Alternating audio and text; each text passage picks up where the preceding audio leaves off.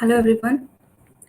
Today we're going to discuss about the agriculture subject and the JET preparation 2020. So let's begin.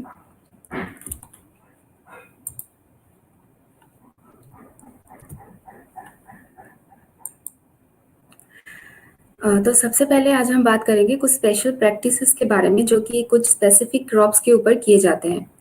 उसमें से first है curing of tobacco.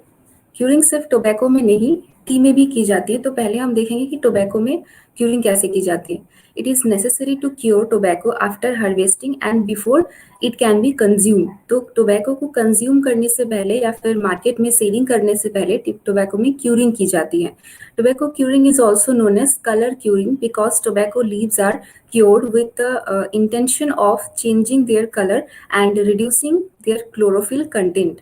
तो curing के दौरान पत्तों के कलर में भी चेंजेस आते हैं। जो ग्रीन लीव्स होते हैं वो ब्राउन में कन्वर्ट हो जाते हैं, तो इसलिए इसको कलर क्यूरिंग भी कहते हैं। और इसी के साथ में पत्तों में जो क्लोरोफिल कंटेंट होता है उसकी मात्रा भी कम हो जाती है। So curing is the process of drying the tobacco leaves before selling in the market. ठीक है, इसमें जनरली पत्तों को सुखा लिया जाता है कंज्यूम करने से पहले, क्योंकि कच्चे जो पत्ते रहते हैं वो फ्लेमेबल नहीं है, उनको उनमें हम आग नहीं लगा सकते, लेकिन इसीलिए पत्तों को सुखाना पड़ता है कंज्यूम करने से पहले।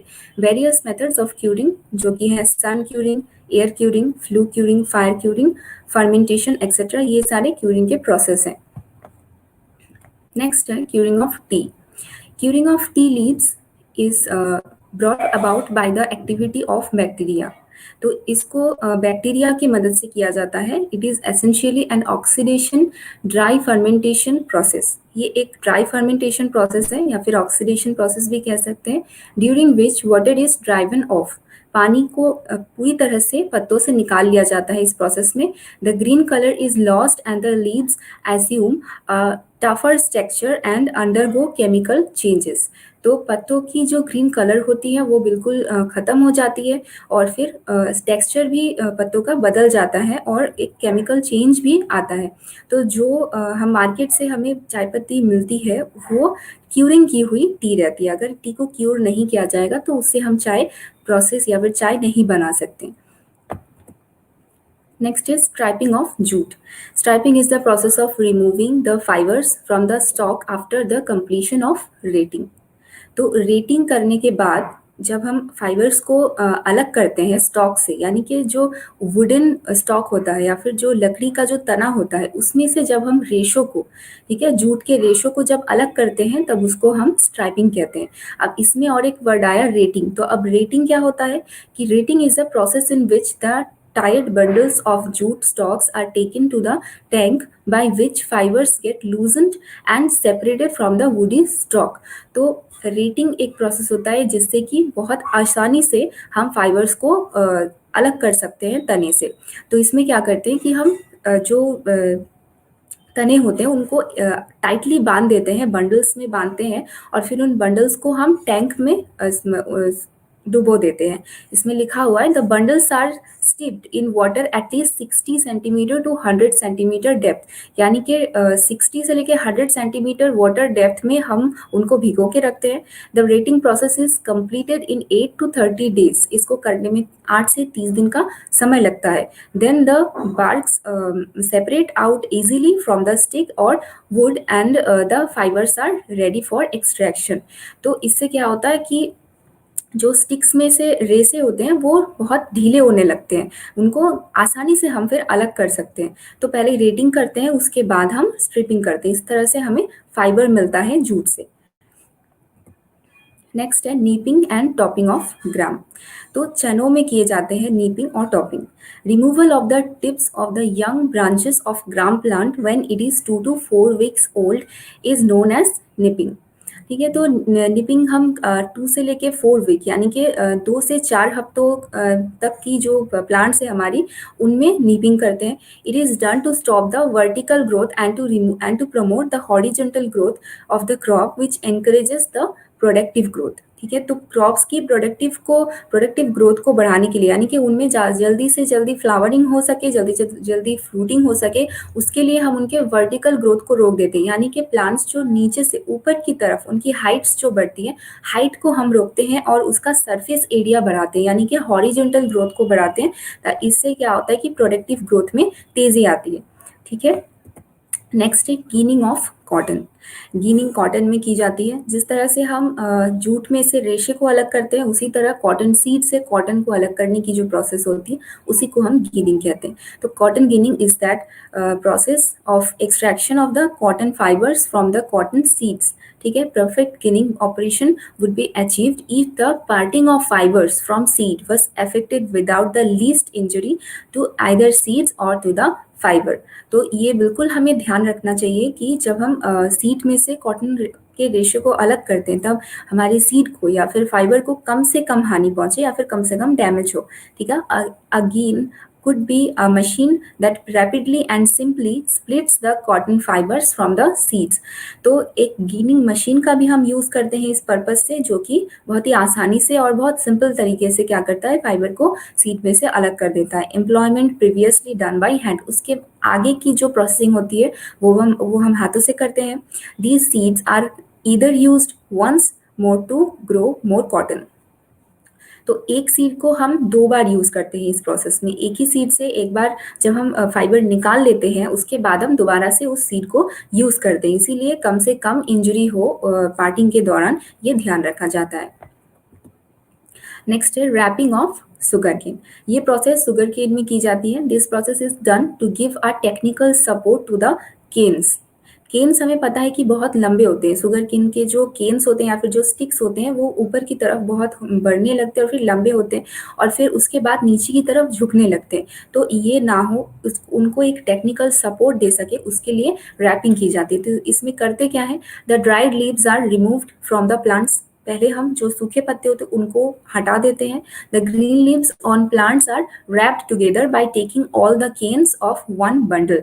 तो एक बंडल में जितने भी केन्स हैं या फिर जितने भी स्टिक्स हैं, उन सारे स्टिक्स को जो ग्रीन लीव्स होते हैं उनको हम एक साथ रैप कर देते हैं। फिर after wrapping the clumps in adjacent rows are tied together crosswise।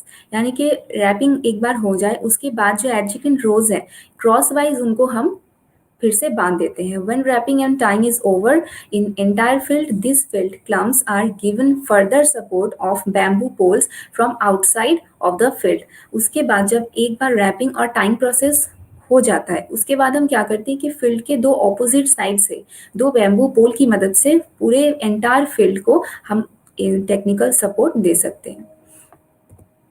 Next है पर्डलिंग इन राइस। पर्डलिंग एक ऑपरेशन है जो कि मेनली राइस में किया जाता है। Without puddling rice cultivation is almost next to impossible, क्योंकि राइस में पर्डलिंग करना बहुत ज़्यादा ज़रूरी होता है। ये एक बहुत कंपलसरी स्टेप होता है राइस कल्टीवेशन का। It is a process of destruction of soil aggregates by mechanical force in soil in standing water.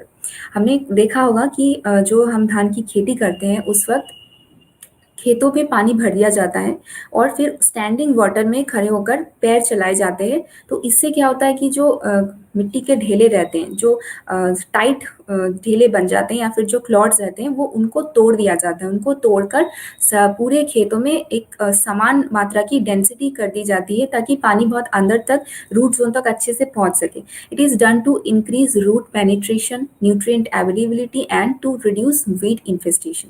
तो इसे करने का मेन पर्पस क्या होता है कि हम रूट पेनिट्रेशन के लिए इसको करते हैं। रूट पेनिट्रेशन क्या होता है, जब कोई नया प्लांट ज़मीन में अपनी पकड़ बना रहा होता है, तब उसके रूट्स थोड़े से वीक रहते हैं। अगर रूट्स को अच्छी से अच्छी ज़मीन या फिर अच्छी से अच्छी सॉइल नहीं मिल पाएगी, वो पेनिट्रेट नहीं कर पाएगा या फिर अपनी जगह नहीं बना पाएगा, उसकी पकड़ सॉइल में मजबूत नहीं हो पाएगी और फिर उसके फेल्योर होने के या फिर उस प्लांट के डेथ होने के चांसेस होंगे। और उसी के साथ में न्यूट्रिएंट अवेलेबिलिटी, यानी कि मिट्टी की जो न्यूट्रिएंट्स हैं वो अच्छी तरह से उसमें मिल जाए और ऊपर की तरफ आ जाए, ताकि आसानी से प्लांट उसको एब्जॉर्ब कर सके। And to reduce weed infestation, इससे क्या होता है कि जो वीड इन्फेस्टेशन की रेट रहती है वो बहुत कम हो जाती है। तो ये है पर्डलिंग ऑपरेशन। नेक्स्ट है क्रॉपिंग इन बनाना। जिस तरह से हम शुगर केन को एक टेक्निकल सपोर्ट दे रहे हैं, उसी तरह से बनाना प्लांट में भी टेक्निकल सपोर्ट दिया जाता है। क्यों? क्योंकि बनाना प्लांट हम सभी को पता है कि बहुत नरम होता है, और जब उसमें फल लगते हैं तब वो जिस तरफ फल लगे होते हैं उस तरफ झुक जाता है और बेंड होके धीरे धीरे जमीन की तरफ झुकने लगता है। तो इस चीज को रोकने के लिए हम क्रॉपिंग करते हैं। It is a method by which support is given to banana bearing plants with the help of bamboo, casuarinas और यूकैलिप्टस पोल्स। तो बैम्बू पोल्स या फिर कैशूरिना पोल्स या फिर यूकैलिप्टस पोल्स की मदद से हम जिन पेड़ों में फल लगे हुए हैं उनको एक टेक्निकल सपोर्ट देते हैं। ठीक है, प्रोटेक्टिंग देम फ्रॉम बेंडिंग और falling down due to heavy bunch load. Bunch का लोड यानी कि फलों का जो बंच होता है, बनाना बंच जो होता है, उसका लोड बहुत ज़्यादा होता है। ठीक है, पूरे पेड़ के मुकाबले शायद वही सबसे ज़्यादा भारी होता है। और from heavy damage by wind, जब बहुत तेज़ हवा भी चलती है तो भी पेड़ के गिरने के चांसेस रहते हैं। तो इन सारी चीज़ों को सिक्योर करने के लिए पेड़ को एक टेक्निकल सपोर्ट दिया जाता है, जिसको हम क्रॉपिंग कहते हैं। अब है नाइट्रोजन फिक्सेशन। नाइट्रोजन फिक्सेशन क्या होता है?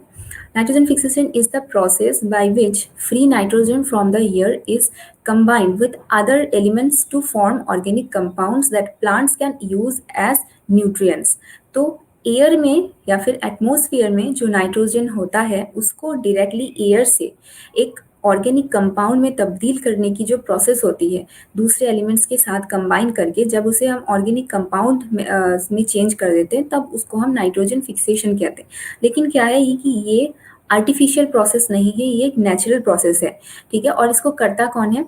Cyanobacteria and certain other forms of bacteria, especially those that lives in the roots of legumes, convert gaseous nitrogen into organic compounds. तो ये मेनली कुछ बैक्टीरियाज का काम है, जैसे कि साइनोबैक्टीरिया और उस तरह के बाकी के बैक्टीरिया जो होते हैं वो इसको अंजाम देते हैं, वो इस काम को करते हैं। और ये स्पेशली कौन से क्रॉप में पाए जाते हैं? लिग्यूम्स क्रॉप्स, यानी कि जो दलहनी क्रॉप्स होते हैं, हमारे पल्स क्रॉप्स होते हैं। ठीक है, उनके रूट्स में ये रहते हैं और यही इस एयर के नाइट्रोजन को, गैसियस नाइट्रोजन को एक कंपाउंड, ऑर्गेनिक कंपाउंड के नाइट्रोजन में चेंज कर देते हैं। Mycorrhiza is a mutually beneficial association between fungi and the roots of higher plants. ठीक है, तो इस तरह से माइकोराइजा भी एक दूसरा एग्जाम्पल है जो कि इस काम को करता है। तो इसीलिए कहते हैं कि साल भर में कम से कम एक बार हमें लिग्यूम क्रॉप्स का क्रॉपिंग करना चाहिए, इससे सॉइल की जो नेचुरल फर्टिलिटी होती है वो इंक्रीज होती है। नेक्स्ट है C:N रेशियो। सी मतलब कार्बन और एन मतलब नाइट्रोजन। तो a carbon to nitrogen ratio is a ratio of the mass of carbon to the mass of nitrogen in a substance। ठीक है, किसी भी सब्सटेंस में कार्बन टू नाइट्रोजन की जो मात्रा होती है उन दोनों का जब हम कंपेयर करते हैं तब उसको हम C:N रेशियो या फिर कार्बन टू नाइट्रोजन रेशियो कहते हैं। It can almost other things be used in analysing sediments and compost और सेडिमेंट्स के एनालाइजिंग के लिए भी C:N रेशियो का हमें यूज करना पड़ता है। In organic matters the C:N ratio is generally 10:1। Okay, next है परबॉइलिंग ऑफ राइस। परबॉइलिंग भी एक ऐसी प्रोसेस है जो कि राइस में ही की जाती है। अब परबॉइल्ड राइस होता क्या है? Is a rice that has been partially boiled in the husk. तो धान से चावल को अलग किए बिना, ठीक है, उनको दानों को, चावल के दानों को उसके हस्क से अलग किए बिना ही जब हम उसको बॉइल कर देते हैं partially, ठीक है, तब उसको हम परबॉइल्ड राइस कहते हैं। The 3 basic steps of parboiling are soaking, steaming and drying. तो पहले उसे पानी में भिगो के रखा जाता है, उसके बाद उसको उबाला जाता है और उसके बाद उसको सुखाया जाता है। लेकिन ये पूरा प्रोसेस किया जाता है दानों को हस्क से या फिर दानों को धान में से अलग किए बिना। ठीक है, this steps makes the rice easier to process by hand while also boosting its nutritional profile, changing its texture and making it more resistant to weevils। इससे होता क्या है कि हैंडल करना बहुत आसान हो जाता है उनको। उसके बाद उसकी जो न्यूट्रिशनल वैल्यू होती है उसको भी इंक्रीज कर देता है, और इसके टेक्सचर में भी बदलाव आ जाता है। यानी कि परबॉइल्ड जो राइस होता है, उनको जब हम उनके दाने हम देखें तो वो हल्के से ब्राउन होते हैं। वहीं पे अगर परबॉइल करने से पहले हम चावल को देखें तो उनके कलर वाइट होते हैं, ऑफ वाइट होते हैं। ठीक है, तो ये टेक्सचर में चेंजिंग आती है, और साथ ही में मोर रेजिस्टेंट टू वीविल, यानी कि वीविल के अटैक से बहुत ज़्यादा वो रेजिस्टेंट हो जाती है, तो उसको हम बहुत दिनों के लिए स्टोर भी कर सकते हैं। नेक्स्ट है ratooning of sugar cane. Sugar cane में रैटनिंग प्रोसेस की जाती है। Ratooning is an ancient method of propagation in sugar cane. तो ये एक प्रोपगेशन प्रोसेस है सुगर केन की, in which subterranean buds on the stubble give rise to a new crop stand. अब स्टबल क्या होता है? The part of cane left underground after harvesting. तो एक बार फसल उगने के बाद जब हम केन्स की कटिंग कर लेते हैं, ग्राउंड लेवल से हम केन्स की कटिंग कर देते हैं, लेकिन ग्राउंड के नीचे जो पार्ट बच जाता है उसको हम हटाते नहीं हैं, उसको वहीं रहने देते हैं, और उसी से दोबारा से फिर से और एक बार हम क्रॉप्स की इल्ड लेते हैं, या फिर से और नए क्रॉप्स को उगने के लिए उनको वहीं छोड़ देते हैं। तो इसको हम रैटून क्रॉप भी कहते हैं, और इसी प्रोसेस को रैटूनिंग कहा जाता है, which is usually refer to as ratoon और द स्टबल क्रॉप। तो रैटून क्रॉप भी कहते हैं या फिर स्टबल क्रॉप भी कहते हैं, as opposed to plant crop, जो कि ऑपोजिट है, बिल्कुल प्लांट क्रॉप के ऑपोजिट है। क्यों? क्योंकि which is raised from seeds और सीडलिंग्स। तो प्लांट्स क्रॉप या तो हम सीड से ग्रो करते हैं या फिर सीडलिंग से, तो ये बिल्कुल उसका ऑपोजिट प्रोसेस है कि रैटूनिंग और रैटून क्रॉप या फिर स्टबल क्रॉप। ठीक है, नेक्स्ट है earthing up in potatoes. Potato में ये किया जाता है अर्थिंग अप, यानी कि मिट्टी को चढ़ाना। मिट्टी को हम पोटैटो ट्यूबर्स के ऊपर टाइम टू टाइम चढ़ाते रहते हैं। Earthing up means dragging the surrounding soil up around the growing shoots of the potato. ठीक है, तो पोटैटो के जो ग्रोइंग शूट्स है उनके ऊपर, उनके आसपास की जो मिट्टी होती है उसको चढ़ा दिया जाता है या फिर कवर कर दिया जाता है। It involves drawing mounds of soil up around the plant to prevent new tubers from growing and turning green and poisonous। तो ये किस चीज से बचाता है?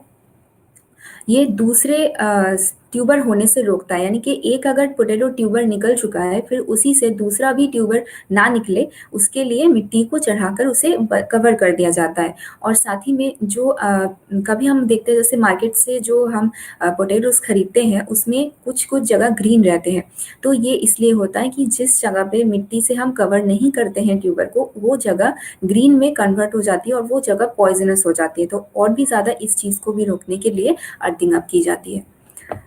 नेक्स्ट है pungency of mustard oil. Mustard oil की ये एक कैरेक्टरिस्टिक होती है जो कि पंजेंसी, जिसे हम पंजेंसी के नाम से जानते हैं। ये होता क्या है? Mustard oil has a unique pungent flavor and aroma which tingles our throat and gives a buzz in the nose। Buzz मतलब थोड़ी सी जलन होती है हमारे नाक में या फिर गले में।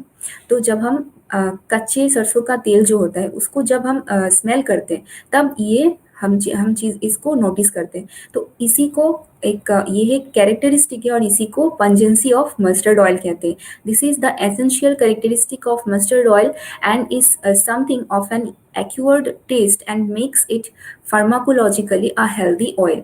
कभी होता है कि जैसे ये स्मेल नहीं, जब नहीं आती है ऑयल से तब उसको हेल्दी नहीं माना जाता है, या फिर उस कहते हैं कि उसमें एडल्ट्रेशन हुआ या फिर मिक्सिंग अप हुई है, वो प्योर ऑयल नहीं है। So it is basically the smell of mustard oil which makes the identity of the oil.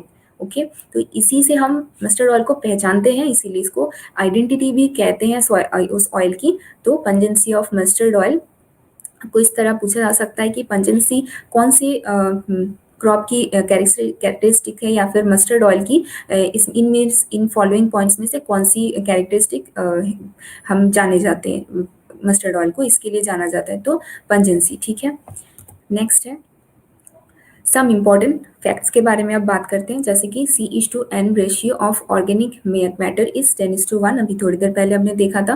National seed act passed in 1966। तो 1966 में नेशनल सीड एक्ट पास हुआ था और नेशनल सीड कॉर्पोरेशन एस्टेब्लिश हुआ था 1963 में। ओके, रूट प्रमोटिंग हार्मोन क्या है? IBA। इसका फुल फॉर्म है इंडोल 3 ब्यूटेरिक एसिड। और flower and fruit setting hormone, यानी कि फ्लावर और फ्रूट को जल्दी से जल्दी सेट होने में मदद करता है कौन सा हार्मोन, ये है NAA। ठीक है।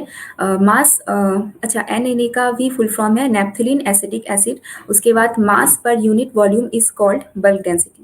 ये मिट्टी के बल्क डेंसिटी नापने के लिए काम आता है, मास पर यूनिट। उसके बाद है disc plough is used when the soil is tough. जब सॉइल टफ होता है या फिर सॉइल का टेक्सचर हैंडल करना थोड़ा सा मुश्किल होता है, उसको फिर सेम डेंसिटी में लाने के लिए तब हम डिस्क प्लाउ का यूज करते हैं।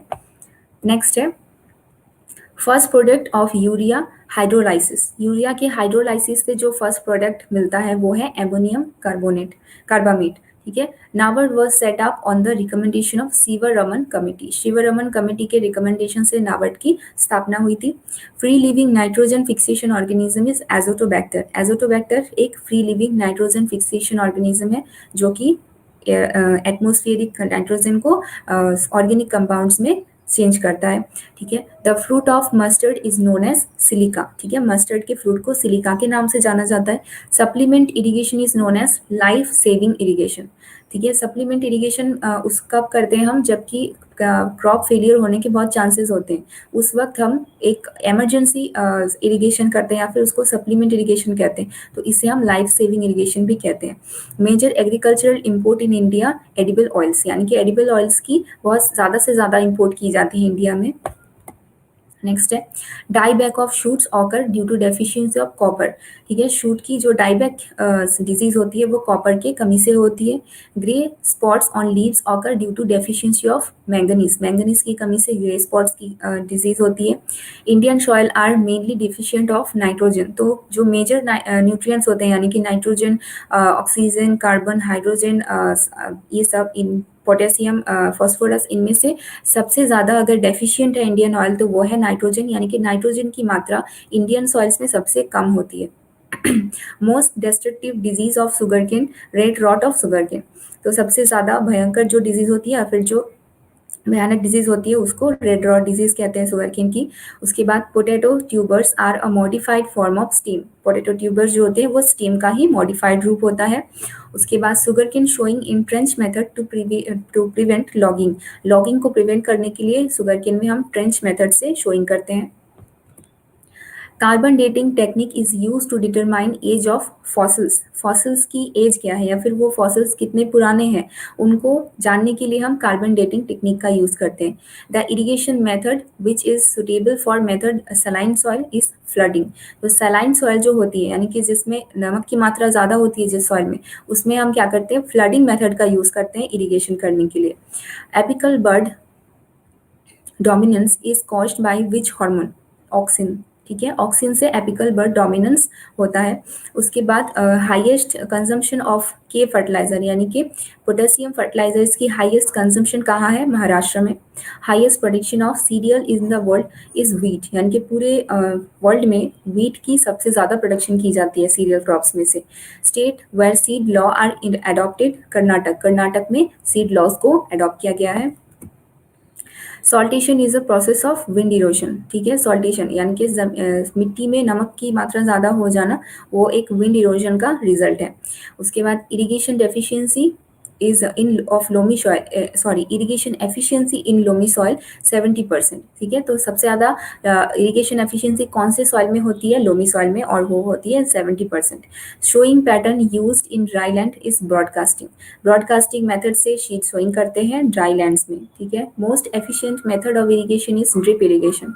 ड्रिप इरिगेशन सबसे ज़्यादा एफिशिएंट मेथड होता है इरिगेशन का, क्योंकि इसमें वाटर रिक्वायरमेंट कम से कम होती है। Extensively grown pulse crop in India chickpea. Chickpea की सबसे ज़्यादा मात्रा में इंडिया में कल्टीवेशन की जाती है। Example of erosion resistant crop cowpea, groundnut. Cowpea और ग्राउंडनट क्या है, इरोजन रेजिस्टेंट क्रॉप, यानी कि इनको लगाने से मिट्टी में इरोजन कम होने लगता है या फिर इनके जो रूट्स होते हैं उनका पेनिट्रेशन बहुत ज़्यादा होता है सॉइल में और उनकी पकड़ बहुत मजबूत होती है जिससे कि सॉइल इरोजन कम हो जाता है। Crop having maximum area under irrigation wheat. तो सबसे ज़्यादा कौन से क्रॉप के लिए इरिगेशन किया जाता है, वो है व्हीट या फिर गेहूं के लिए। Type of soil water which is most useful for plants, capillary water, यानी कि मिट्टी के नीचे जो वाटर होती है, मिट्टी के नीचे जो वाटर होती है जिसको हम बोरिंग करके निकालते हैं या फिर मोटर की मदद से निकालते हैं, उसको हम कैपिलरी वाटर कहते हैं और सबसे ज़्यादा इरिगेशन के लिए यही यूज़ होता है। ठीक है, और सबसे ज़्यादा प्लांट्स के लिए यही यूज होता है। Depth of water required by a crop is known as delta. तो जितने डेप्थ में depth of water required by a crop, जितने डेप्थ की वाटर रिक्वायरमेंट क्रॉप्स की होती है उसको हम डेल्टा के नाम से जानते हैं। Rancidity in sunflower oil due to oxidation, यानी कि रैंसिडिटी मीन्स ऑयल में थोड़ी कभी कभी एक बैड स्मेल या फिर बैड ऑर्डर या फिर बैड फ्लेवर हो जाती है, तो वो ऑक्सीडेशन की वजह से होता है और उसको रैंसिडिटी कहते हैं, और ये सनफ्लावर में होती है। Crop which has highest IC uptake is potato. उसके बाद tillage increases the water logging capacity and infiltration of soil. First man made cereal is triticale. Man made cereal अगर कहा जाए सबसे पहला तो वो है triticale. Cheapest nitrogen contents fertilizer is urea. Urea सबसे सस्ता नाइट्रोजन फर्टिलाइजर होता है इंडिया में, जो सबसे ज़्यादा यूज़ किया जाता है नाइट्रोजन सप्लाई के लिए। Lunishree is a variety of super rice. Super rice की एक वैरायटी लूनीश्री है। Plants with male and female flower are monoecious. ठीक है, उनको मोनोसियस प्लांट कहा जाता है जिसमें मेल और फीमेल फ्लावर दोनों उगते हैं। National biodiversity board is situated at new Delhi. Biodiversity national biodiversity board कहाँ कहाँ पे स्थित है। उसके बाद Beaufort scale is use to measure wind speed या फिर wind force. V4 scale mainly समुद्र में विंड स्पीड को नापने के काम आता है। उसके बाद मैक्सिमम प्रोडक्टिविटी एमंग सीरियल्स मेज। मेज की सबसे ज़्यादा प्रोडक्टिविटी है। हाईएस्ट एरिया ऑफ समर मेज इन बिहार। तो समर मेज की सबसे ज़्यादा एरिया कहाँ पे है, बिहार में है। Yellowing of tea leaves occur due to the deficiency of sulphur. Sulphur की कमी से टी के जो लीव्स होते हैं, चाय की जो पत्ती होती है, वो पीले उनके वो ग्रीन से येलो कलर में हो जाते हैं। The green house gas that releases from paddy field is methane. तो मीथेन का मीथेन की रिलीज होती है पैडी फील्ड से। Flooding irrigation method commonly used in rice. Rice में फ्लडिंग इरिगेशन मेथड यूज किया जाता है और पडलिंग भी फ्लडिंग इरिगेशन के वक्त ही किया जाता है। One of the most important cultural practice in rice field puddling. Annual rainfall of Rajasthan 575 mm। ठीक है, 575 मिलीमीटर एनुअल रेनफॉल है राजस्थान की। Country having 100% of the cropped area under irrigation is Egypt. तो इजिप्ट ही ऐसा एक कंट्री है जिसमें 100% जो क्रॉप एरिया है, क्रॉपिंग एरिया जितने भी हैं उन वो सारे इरिगेशन के अंडर में है, वो है सिर्फ Egypt. Country having highest irrigation efficiency Israel. Israel की सबसे ज़्यादा इरिगेशन एफिशिएंसी है। Country having highest irrigated area is India. तो इंडिया में सबसे ज़्यादा इरिगेटेड एरियाज है, उसमें इंडिया फर्स्ट रैंक पे आता है। Fertiliser application through irrigation known as fertigation. तो जब हम फर्टिलाइजर इरिगेशन वाटर के साथ ही फर्टिलाइजर को भी उसी में मिलाकर अप्लाई कर देते हैं क्रॉप में, तब उसे हम फर्टिगेशन प्रोसेस कहते हैं।